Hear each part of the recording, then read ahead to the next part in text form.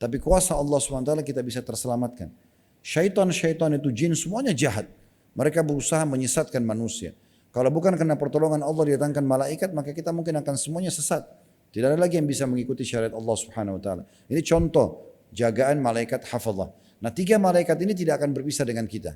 Berarti yang dimaksud di sini orang yang tidak didekati oleh malaikat, ya tadi bangkainya atau jenazahnya orang kafir, orang yang pakai minyak wangi tadi khaluk, akan kita jelaskan nanti insyaallah, dan orang yang meninggal dalam keadaan junub atau dalam keadaan dia junub sebelum dia meninggal pun, misalnya dia belum sempat mandi, maka ini tidak akan didekati oleh malaikat. Yang dimaksud adalah malaikat-malaikat selain 3 malaikat tadi.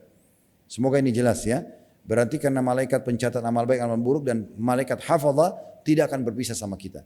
Mereka akan selalu bersama dengan kita, termasuk dalam kondisi kita junub. Ini yang pertama Bapak Ibu sekalian pelajaran, adanya iman kepada malaikat. Tentu malaikat ini jumlahnya jauh lebih banyak daripada kita. Kita bisa bayangkan kalau populasi manusia sekarang sekitar 7,5 miliar.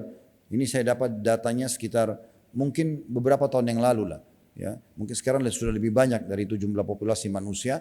Kalau 7,5 miliar saya jumlah manusia, berarti malaikat yang mendampingi manusia itu 3 kali lipatnya. Karena setiap manusia punya 3 malaikat, berarti 21-22 miliar malaikat yang menemani manusia. Jadi banyak sekali mereka. Ya. Belum yang meniupkan ruh, belum yang mengurus hutan, yang mengurus lautan, yang menggantikan siang malam, yang merawat alam semesta ini semua adalah para malaikat. Anda bisa baca dalam surah 77 dan 79. Ini wajib kita imani. Dan Nabi SAW mengingatkan kita dalam banyak hadis, diantaranya, malulah kalian dengan makhluk Allah, maksudnya malaikat, yang tidak berpisah dengan kalian kecuali kalian sedang di WC ataupun berhubungan biologis gitu ya. Begitu disebutkan dalam sebuah athar atau riwayat. Oleh karena itu kita harus menjaga sikap kita. Makanya Nabi SAW dalam satu riwayat tentang keutamaan Utsman bin Affan radhiyallahu anhu, beliau duduk di satu kebun. Kemudian kebun itu seingat saya dijaga oleh Abu Musa al-Asy'ari radhiyallahu anhu, dan datanglah Abu Bakar lalu pamit untuk masuk bertemu dengan Nabi SAW. Lalu Nabi SAW mengatakan, izinkan dia masuk dan sampaikan berita gembira dia akan masuk ke dalam surga. Ini salah satu hadis tentang keutamaan Abu Bakar karena beliau dijamin masuk surga. Lalu Abu Bakar masuk menemukan Nabi SAW sedang duduk merendam kaki beliau di air, dan kebetulan waktu itu lutut beliau terlihat. Abu Bakar pun duduk melakukan hal yang sama seperti yang Nabi SAW lakukan. Gak lama kemudian Umar datang dan pamit dan diizinkan masuk. Kata Nabi SAW, izinkan dia masuk dan sampaikan kepadanya berita gembira dia akan termasuk ahli surga dan dia akan diuji oleh Allah. Karena di akhir hidupnya dia mati terbunuh syahid di tangan Abu Lu'lu', ya salah satu orang yang beragama Majusi atau penyembah api. Kemudian setelah itu Abu Umar duduk, tadi Abu Bakar di sebelah kanan Nabi, mengikuti tata cara duduk Nabi, termasuk mengangkat baju beliau dan merendam kakinya di air. Umar datang duduk di sebelah kiri Nabi melakukan hal yang sama. Kemudian datanglah Utsman bin Affan ini jadi saksi bahasan kita. Kemudian pamit untuk masuk ke kebun tersebut. Begitu Nabi SAW dengar nama Utsman yang merupakan anak mantu beliau, maka Nabi SAW mengatakan izinkan dia masuk dan sampaikan berita gembira tentang dia termasuk ahli surga dan juga dia akan diuji oleh Allah. Karena Utsman pun mati terbunuh di tangan kaum Khawarij. Ya. Kemudian yang uniknya waktu itu Nabi SAW tiba-tiba menutup lutut beliau waktu Utsman masuk. Lalu kata Abu Bakar dan Umar, ya Rasulullah, tadi waktu kami masuk Anda tidak menutup lutut Anda, kenapa waktu Utsman masuk Anda menutup lutut Anda? Maka kata Nabi SAW, ala astahi min rajulin istaha minhul malaika.